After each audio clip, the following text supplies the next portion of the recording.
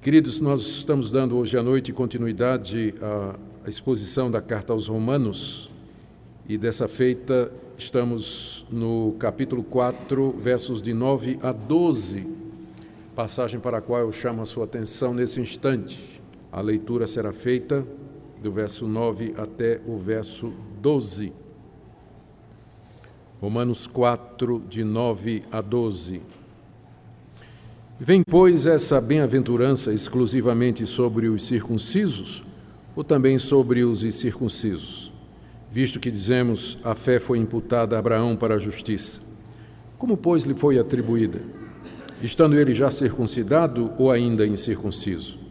Não no regime da circuncisão, e sim quando incircunciso. E recebeu o sinal da circuncisão como selo da justiça da fé, que teve quando ainda incircunciso, para vir a ser o pai de todos os que creem, embora não circuncidados, a fim de que lhes fosse imputada a justiça. E pai da circuncisão, isto é, daqueles que não são apenas circuncisos, mas também andam nas pisadas da fé que teve Abraão, nosso pai, antes de ser circuncidado. Vamos orar pedindo que o nosso Deus nos ajude a compreender essa passagem. Parece um pouco confusa, complexa, tem muitos conceitos aqui, mas o que o apóstolo Paulo nos ensina aqui é da maior relevância para nós e para a nossa vida. Oremos.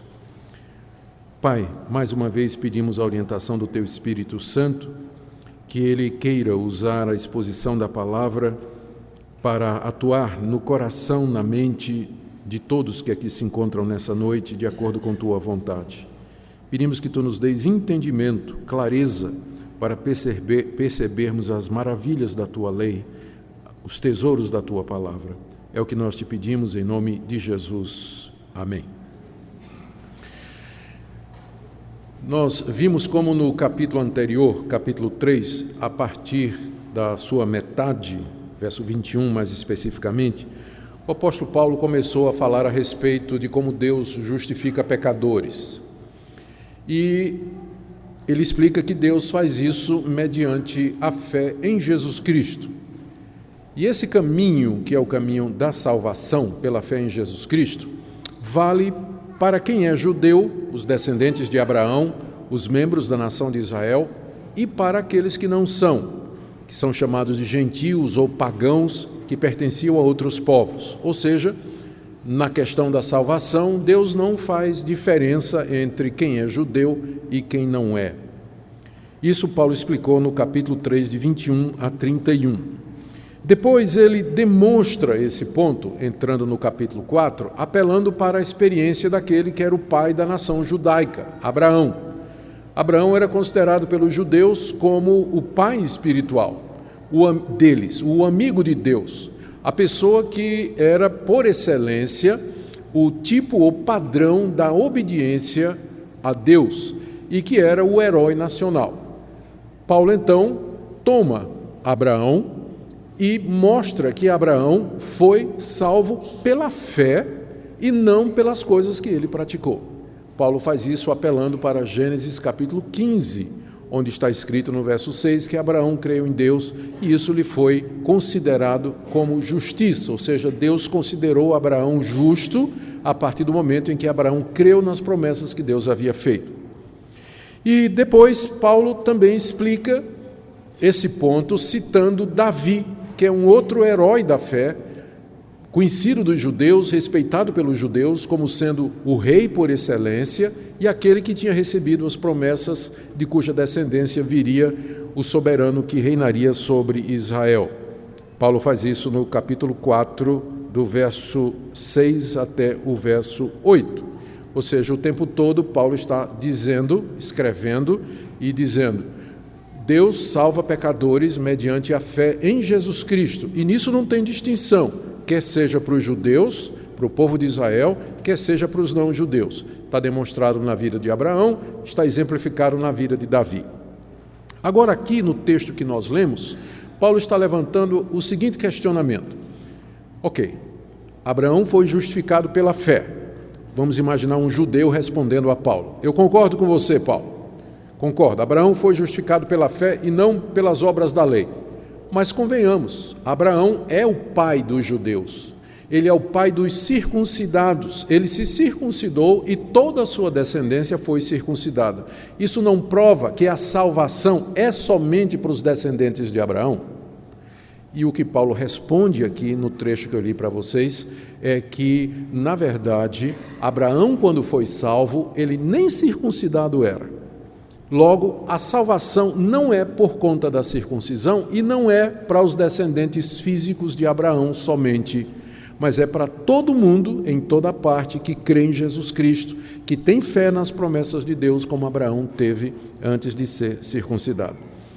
Então, esse é o ponto que Paulo está fazendo aqui nessa passagem.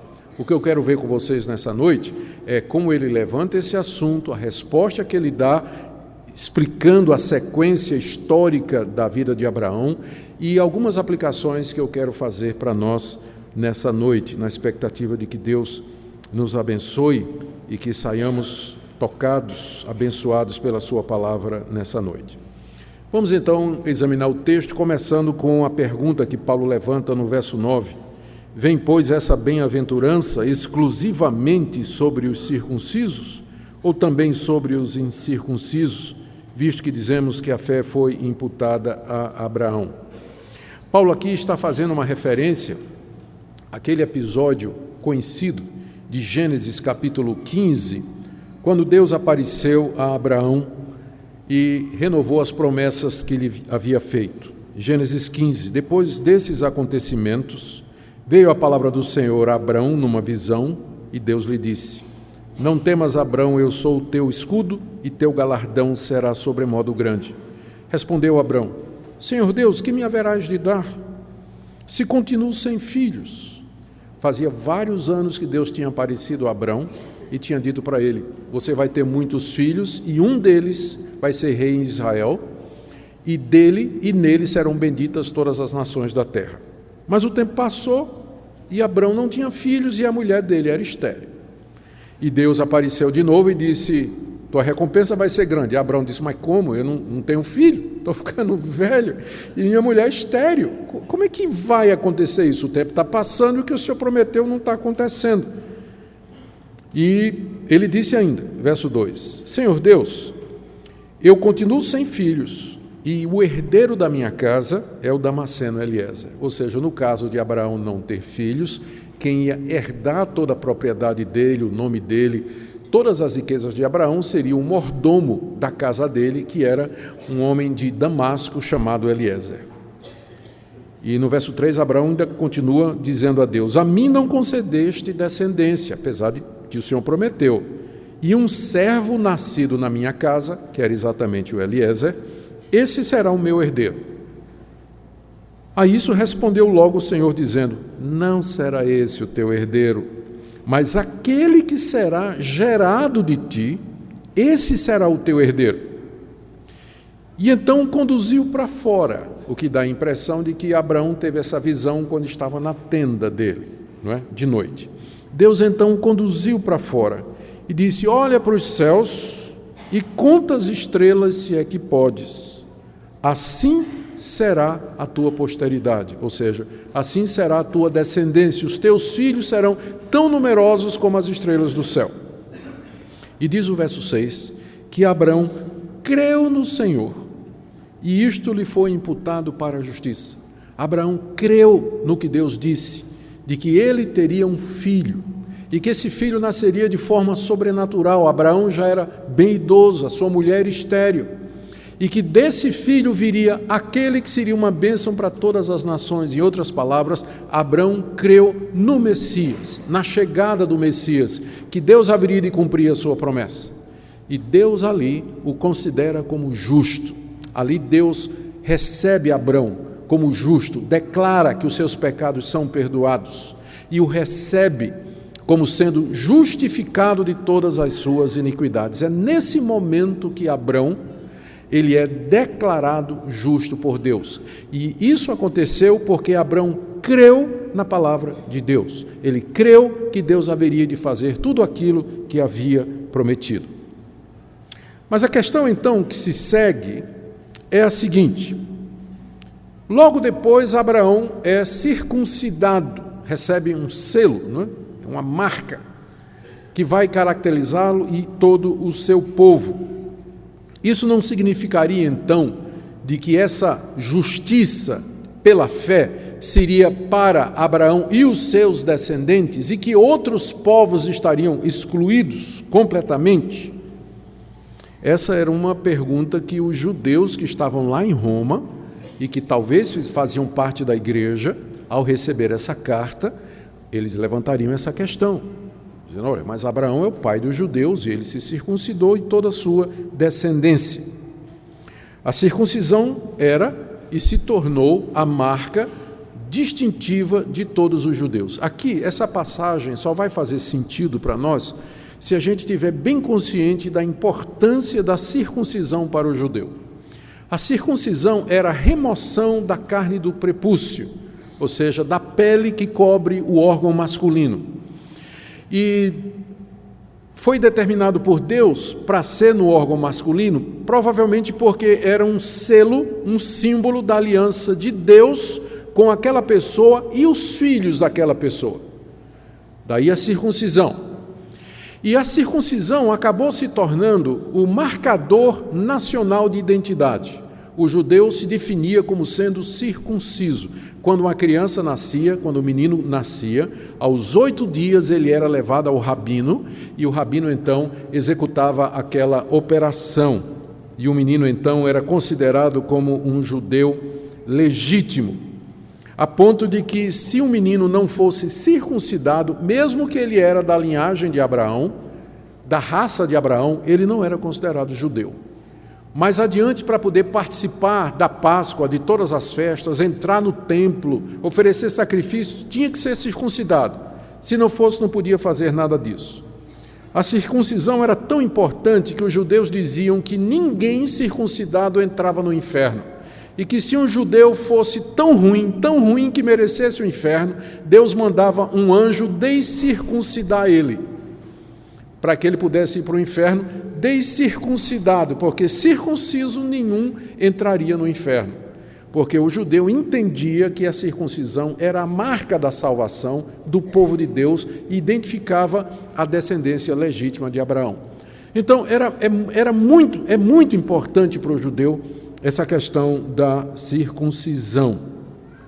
Daí, então, essa pergunta: se Abraão foi justificado pela fé, depois ele foi circuncidado e toda a sua descendência, isso não significa que a salvação é somente para os judeus circuncidados, estariam excluídos as outras nações?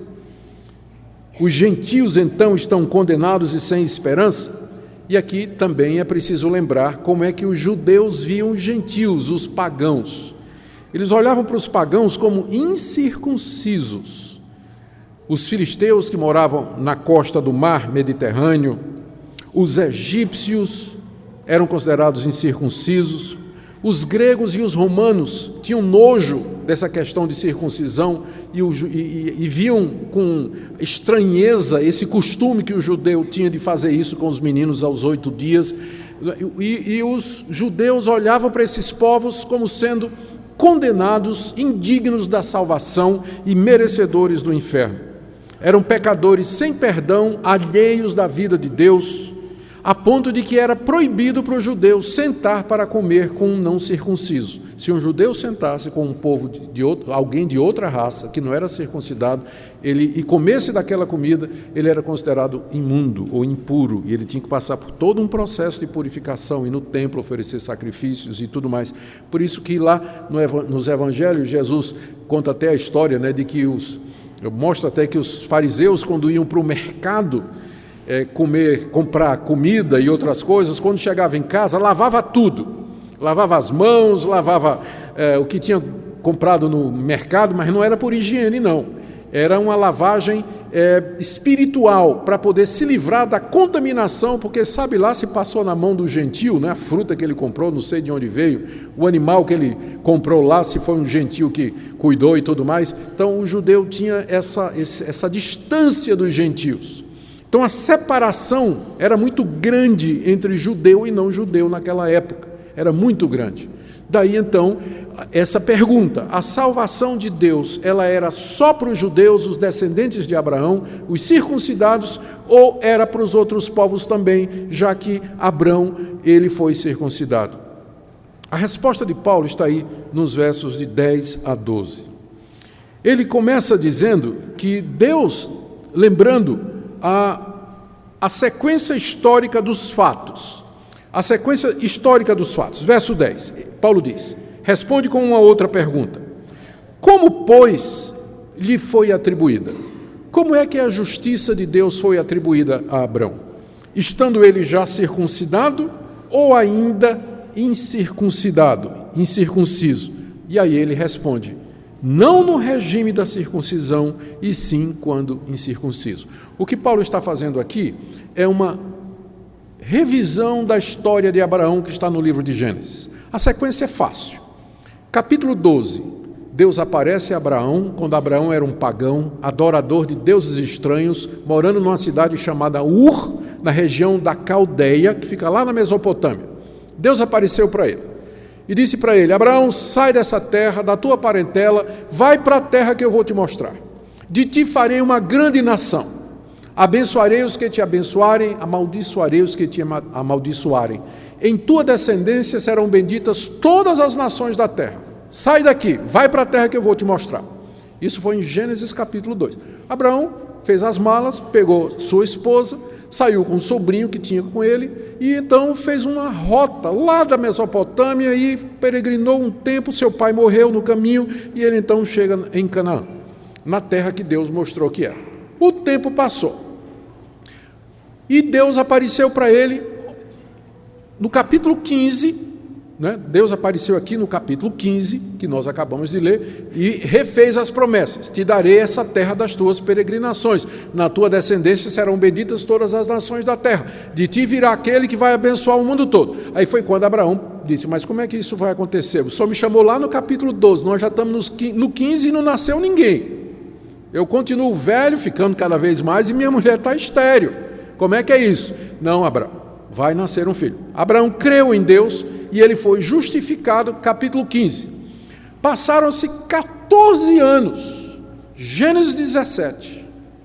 Deus aparece a Abraão mais uma vez. Agora o filho já tinha 13 anos de idade, Abraão tinha perto de 90 anos, e Deus diz: agora eu vou dar um selo para você da sua fé. Você vai receber um selo que é um sinal da aliança que eu tenho com você e um selo da justiça da fé. E deu então a circuncisão. Então é isso que Paulo está contando aqui. Ele disse: é fácil responder essa pergunta. Quando Abraão foi salvo? Ele foi salvo antes ou depois de ser circuncidado? Resposta: 14 anos antes. Então, quando Abraão foi salvo pela fé nas promessas de Deus, ele nem tinha ouvido falar ainda desse negócio de circuncisão. Deus não tinha nem tocado nesse assunto ainda. Então, quais são as conclusões que a gente pode tirar disso? E ele vai fazer essas conclusões daqui a pouco, final do verso 11 e o capítulo 12. Deixe-me apenas aqui destacar mais um ponto que Paulo menciona. Ele, ao se referir à circuncisão, no verso 11, quando ele diz assim: e Abraão recebeu o sinal da circuncisão como selo da justiça da fé que teve quando ainda era incircunciso. Eu quero que você veja aqui comigo como Paulo se refere à circuncisão. Gênesis 12, Abraão é chamado. Gênesis 15, ele é salvo pela fé. Gênesis 17, Deus aparece para ele e diz para ele: eu vou fazer uma aliança contigo. E essa aliança, eu queria... está lá em Gênesis 17, eu não vou ler porque a passagem é muito grande. Essa aliança, Deus disse, eu estou tentando resumir aqui para vocês, para não ter que ler o texto todo. Deus disse a Abraão que faria entre ele e os descendentes dele uma aliança e que daria um sinal dessa aliança. E ao fazer isso, Deus não mudou os termos da salvação que tinha acontecido 14 anos antes. Não introduziu condições, não disse que a circuncisão era condicional para isso. A circuncisão era alguma coisa que veio como sinal daquela fé que Abraão teve.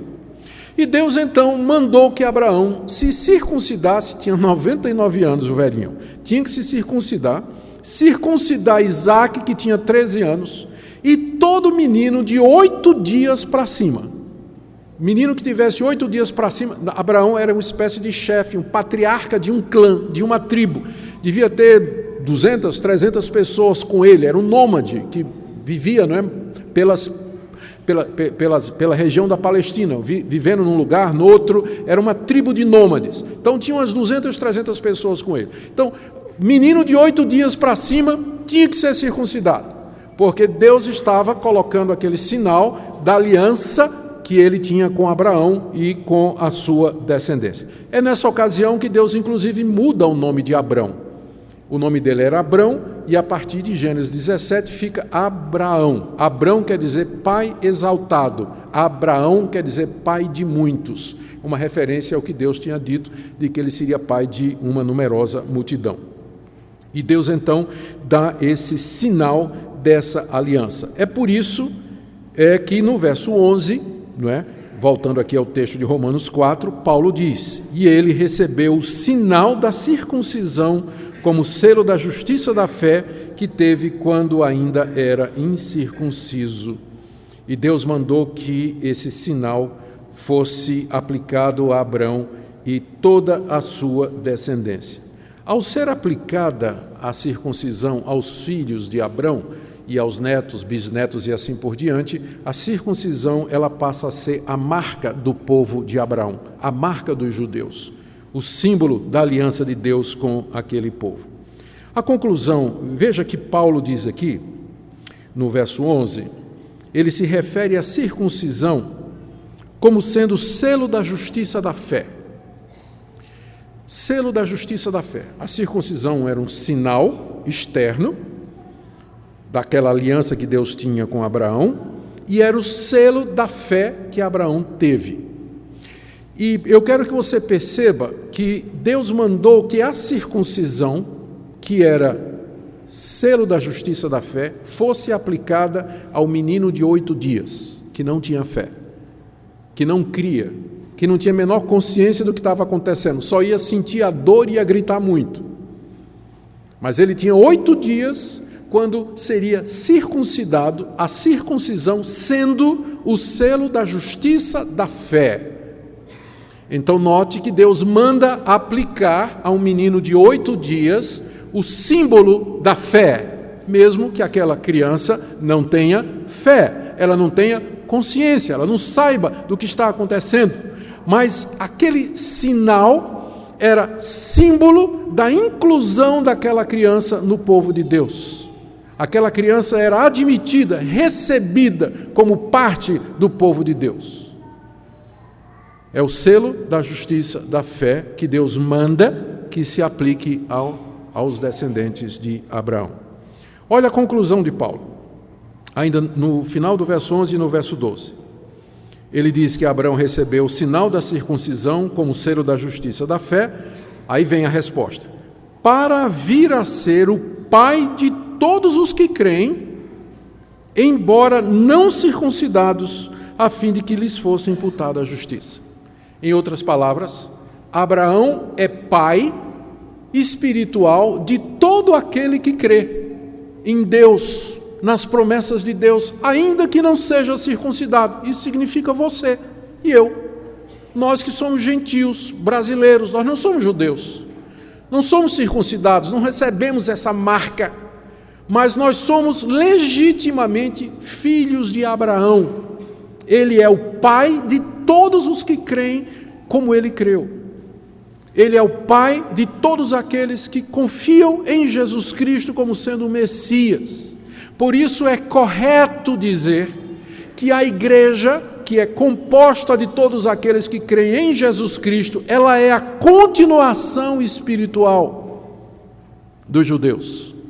Deus não tem 2 povos, ele nunca teve 2 povos. Ele sempre teve um povo, que é aquele povo que crê nele, quer seja judeu, quer não seja. E a prova disso é Abraão. Abraão, quando creu, ele não tinha sido circuncidado, nem havia o conceito de judeu ainda.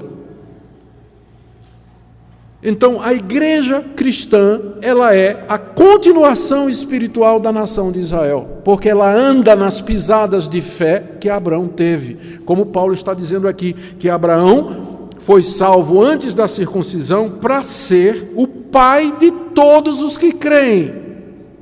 Então, eu sou filho de Abraão e sou herdeiro das promessas de Abraão. E assim é todo aquele que crê.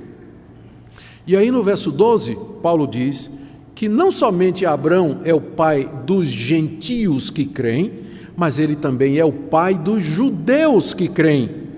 Pai da circuncisão, verso 12, isto é, daqueles que não são apenas circuncisos, mas também andam nas pisadas da fé que teve Abraão, nosso pai, antes de ser circuncidado. O que Paulo está dizendo aqui é que Abraão também é pai dos judeus, mas não de todo judeu, do judeu que anda nas pisadas da fé que Abraão teve. Em outras palavras, um judeu que não crê em Jesus, o Messias, o filho de Abraão prometido, ele não pode legitimamente dizer, à luz disso aqui, que Abraão é pai dele. Ou seja, eu sou mais judeu do que ele, nos termos de Paulo. Porque eu tenho a fé que Abraão teve, mas que ele não tem, esse judeu não tem. Ou seja, Abraão é o pai dos que creem, quer sejam judeus, quer sejam gentios. E recebeu uma marca disso. Eu quero aqui lembrar que Paulo já tinha tocado nesse ponto antes. No capítulo 2, de 1 a 24, ele havia demonstrado que tanto os judeus como os gentios estão debaixo da condenação de Deus, todos são pecadores. No capítulo 2, de 25 a 29, ele tinha dito que o verdadeiro judeu é aquele que é por dentro, e que a circuncisão, ela representa a circuncisão do coração, é isso que vale diante de Deus.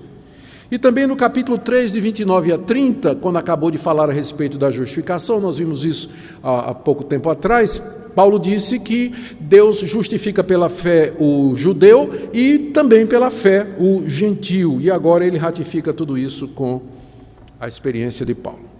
Deixa eu tentar fechar isso aqui. Quais seriam as implicações?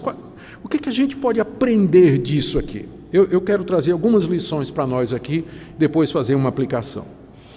A primeira lição que eu queria trazer para nós aqui é essa da continuidade entre o Antigo Testamento e o Novo Testamento. Aqui nós vemos pelo menos duas coisas, dois elementos de unidade e continuidade entre o Antigo Testamento e o Novo, a antiga dispensação e a nova. A primeira delas, o primeiro elemento de continuidade, ou seja, o que sempre foi igual, é a maneira como Deus justifica pecadores. Às vezes as pessoas olham para o Antigo Testamento e porque vem aquelas leis, os 10 mandamentos, todos aqueles rituais, eles imaginam que no Antigo Testamento Deus perdoava pecadores ou Deus justificava, salvava pecadores pela lei. Mas no Novo Testamento Cristo aboliu a lei e agora é pela graça.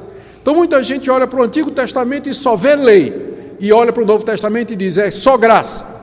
Isso é um equívoco muito grande. Sempre foi da mesma maneira.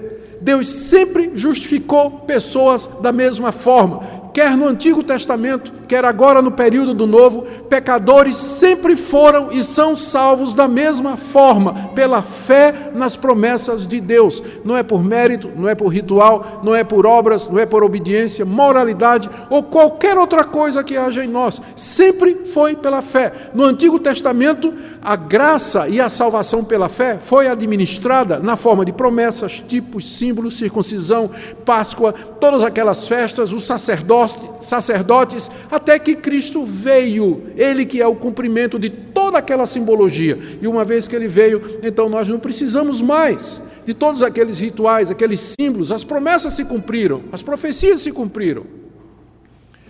Mas sempre foi da mesma maneira. Abraão foi justificado pela fé milhares de anos antes de Jesus Cristo. E hoje eu sou justificado pela fé 2000 anos depois de Jesus Cristo. É da mesma maneira, não tem diferença. Há uma unidade entre o Antigo Testamento e o Novo. Segunda coisa, outro elemento de unidade é a questão do selo. Da mesma forma que Deus, na antiga aliança, deu um selo da justiça da fé, que foi a circuncisão, Ele deu um outro selo no Novo Testamento, que é símbolo da justiça da fé, que é o batismo. Então, o batismo no Novo Testamento equivale à circuncisão no Antigo Testamento. Os dois são símbolos da mesma salvação pela fé. Só que no Novo é feito o batismo, porque ele é amplo, porque ele pode incluir as mulheres, porque ele tem um significado mais claro da lavagem de pecados. A água representa isso, a lavagem de pecados mediante o sangue do Cordeiro de Deus que tira o pecado do mundo. Mas o batismo no Novo Testamento é o equivalente da circuncisão no Antigo Testamento. E essa é a razão pela qual nós batizamos os nossos filhos. Porque na antiga aliança eles eram circuncidados aos 8 dias. E se há uma continuidade, se é a mesma coisa, então nós batizamos os nossos filhos. Quando eles têm 8 dias de idade. Alguns com 3 meses, 4, né? Mas o princípio é o mesmo. O princípio é o mesmo. Aqui também é preciso dizer outra coisa.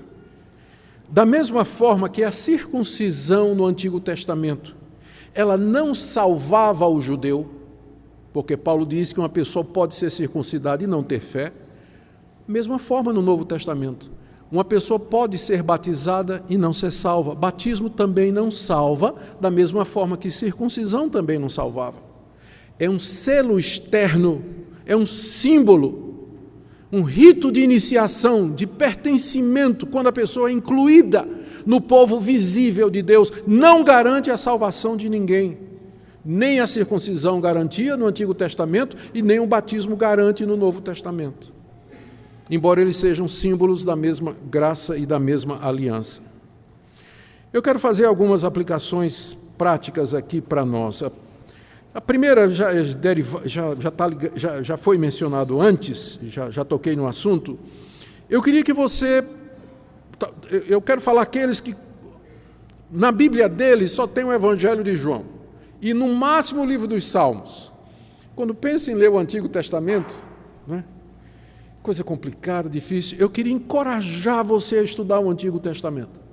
Você vai ver o Evangelho ali com muita clareza. Você vai ver Deus preparando o mundo através das promessas, dos símbolos, da tipologia. Se dedique a ler e entender o Antigo Testamento. O Novo vai se tornar muito mais claro para você, muito mais evidente, muito mais completo. Você vai perceber com mais clareza aquelas verdades que você ouviu e talvez ainda não tenha se apropriado delas. Mas não olha para o Antigo Testamento como sendo aquela parte, né, difícil da Bíblia, cheia de genealogia, de gerou isso, gerou aquilo, não come isso, não come aquilo. Aquilo está no livro de Levítico, Número, é uma parte pequena lá e tem um significado também. Pega um bom comentário bíblico, uma Bíblia de estudos que seja boa, há muitas disponíveis, e comece a estudar o Antigo Testamento. É lá que você vai encontrar a história de Abrão, que foi justificado pela fé. É lá que você vai encontrar o Salmo 32 de Davi, que Paulo cita aqui. Bem-aventurado o homem a quem Deus perdoa, cobre a iniquidade e a quem ele não atribui pecado.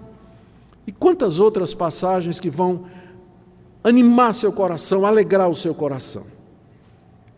Segunda palavra que eu quero dar aqui é para alguns irmãos que geralmente são oriundos de algumas igrejas de corte neopentecostal ou comunidade apostólica e tudo mais, onde é dado um valor enorme às coisas de Israel.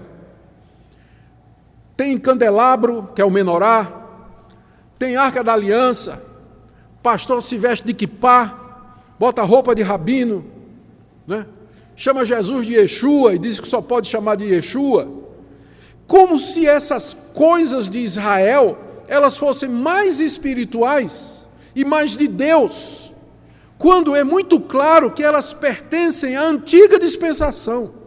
Essas coisas tinham um símbolo, elas tinham um propósito, Arca da Aliança, festa de Páscoa, menorá, candelabro, tudo isso fazia parte da antiga aliança em que o evangelho era ministrado de forma simbólica, e aquilo para o que eles apontavam já veio, o Senhor Jesus já veio, ele já cumpriu isso tudo. O menorá apontava para ele, sacrifício apontava para ele, a arca apontava para ele, o sistema de sacerdote apontava para ele, o altar apontava para ele. Ele já veio, eu não preciso mais daquilo.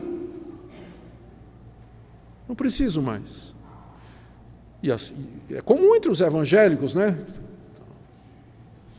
Fazer essa supervalorização. E de vez em quando alguém aparece assim dizendo, não, mas porque o rabino fulano de tal, interpretando, disse assim, se a interpretação rabínica fosse boa, por que Paulo rejeitou? Por que eles não interpretaram o Antigo Testamento e descobriram que Jesus era o Messias?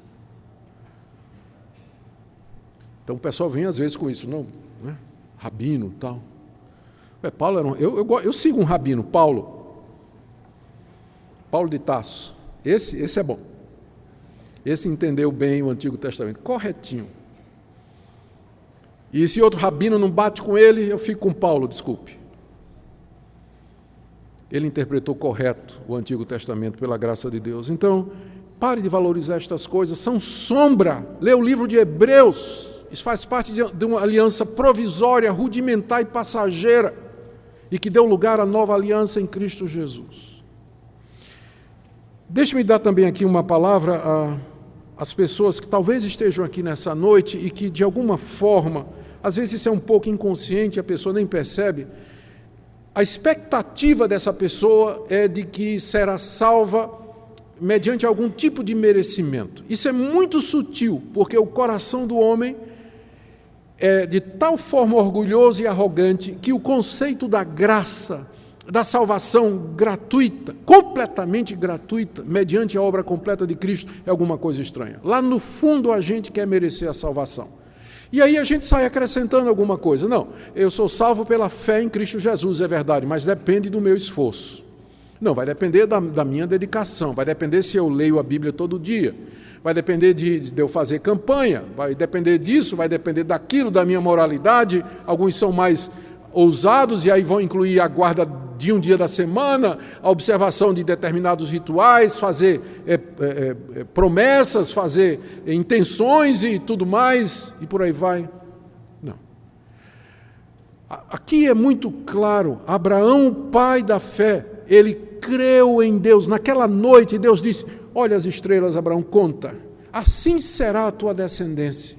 Abraão creu na palavra de Deus, ele não fez nada, não fez absolutamente nada. Não foi a moralidade dele, não foi a legalidade dele, não foi mérito dele, não foi a santidade dele, não foi o esforço dele, não foi absolutamente nada. Foi a palavra de Deus que entrou no seu coração e ali encontrou guarida. Abraão creu em Deus e isso lhe foi imputado para a justiça. E essa palavra é uma palavra de esperança para pecadores como vocês e como eu. Nós somos pecadores, somos indignos de Deus. E se a salvação não fosse pela graça, mediante a palavra de Deus que nos é dada, onde as suas grandes promessas chegam até nós todos estaríamos perdidos. Por isso que, quem sabe, nessa noite é o momento de você renunciar a você mesmo, ao orgulho, à autonomia, a esse desejo de merecer alguma coisa e se lançar livremente nos braços de Deus, na mediação de Jesus Cristo, e dizer, Senhor, não trago nada comigo, a não ser a minha culpa e a minha condenação. E eu peço que o Senhor me perdoe, que o Senhor me receba. Eu quero a plena redenção, a justificação pela fé que há em Cristo Jesus, e eu quero recebê-la exatamente como Abraão recebeu e foi declarado justo por Deus. Quem sabe nessa noite, quando o Senhor está perto, quando a palavra dele está chegando no seu coração. A minha última palavra tem a ver com a importância do batismo. O que salvou Abraão foi a fé, mas Deus deu um sinal externo, que foi a circuncisão. E os sinais externos, eles têm alguns objetivos. Eles funcionam como selos, como confirmação, identificam e nos separam daqueles que não têm esse selo, marcam o povo de Deus, ainda que externamente. Esses selos, circuncisão no Antigo Testamento, batismo no Novo, eles são sinal do nosso compromisso com Deus e das obrigações que nós assumimos quando nós nos tornamos parte da igreja visível. Por isso eu queria que nessa noite você lembrasse os votos que você fez quando você foi batizado como adulto. As promessas que você fez, as declarações que você fez. Você tem sobre você o nome da Trindade, foi batizado em nome do Pai, do Filho e do Espírito Santo. Então viva de acordo com isso, honre os seus compromissos. É um selo e um símbolo daquilo que deveria haver no seu coração, que é confiança em Deus e o desejo de viver para Ele. E a minha última palavra é para os adolescentes que estão aqui e que foram batizados na infância. Receber o selo da aliança. Eu queria que você imaginasse e soubesse de que o fato de que você foi trazido pelos seus pais para receber o selo da aliança quando você era criança, não significa que você está salvo automaticamente, que você é um cristão por conta disso. Mas você precisa crer no seu coração. Você precisa se arrepender dos seus pecados e se converter a Deus. Senão, isso de nada vai lhe adiantar. Você não será salvo pelo batismo que lhe foi administrado quando criança, e nem pela fé dos seus pais, e nem pela sua presença na coletividade que é a igreja. Mas você mesmo vai ter que chegar diante de Deus e dizer: Deus, eu reconheço que sou um pecador, te dou graças pelo privilégio de nascer numa comunidade que te conhece e desde cedo ter ouvido a palavra de Deus, mas eu quero crer como meus pais creram e outros creram, mas uma fé que é minha, que vem do meu próprio coração e da minha própria consciência e da minha própria convicção. Porque eu lhe digo que se você não fizer isso, nada que seus pais fizeram e que a igreja fez por você vai lhe salvar do juízo de Deus e da condenação que está sobre você por conta dos seus pecados, que você conhece tão bem. Por isso, quanto antes, enquanto pode, busque a plena redenção que há em Cristo Jesus, lembrando que você já recebeu o selo da promessa, a marca da aliança, e que você deve viver de acordo com isso. Queira Deus aplicar, queridos, esta palavra no nosso coração e queira Ele falar aos nossos jovens, adolescentes e crianças para que despertem para a necessidade de professar a sua fé, de assumir a responsabilidade da fé, para que possam também, como Abraão, receber a justificação e o perdão de pecados que vem mediante a fé em Jesus. Amém? Oremos.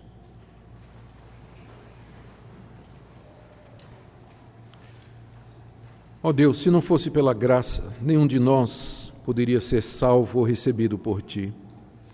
Te damos graças pelo crente Abraão, que creu em Deus, e isto lhe foi imputado para a justiça. Te damos graças, Senhor, porque o Senhor levantou a nação de Israel e lhe deu a circuncisão como símbolo da circuncisão do coração, da regeneração e do novo nascimento. Te agradecemos, Senhor, porque Teu Filho veio e cumpriu todas as promessas, tipos e figuras. Te damos graças que podemos olhar para trás e ver a história e nos alegrarmos na fidelidade das Tuas promessas. Oramos, Senhor, pelos nossos filhos, pelas crianças, adolescentes e jovens, que receberam como os filhos de Abraão, no Antigo Testamento, o selo da justiça da fé pelo batismo. De que eles possam despertar, Senhor, despertar-se para crer, mediante o arrependimento das obras mortas e confiança na obra completa do Senhor e Salvador Jesus Cristo. Ajuda-nos a viver de acordo com Tua palavra, sempre por amor do Teu nome. Amém.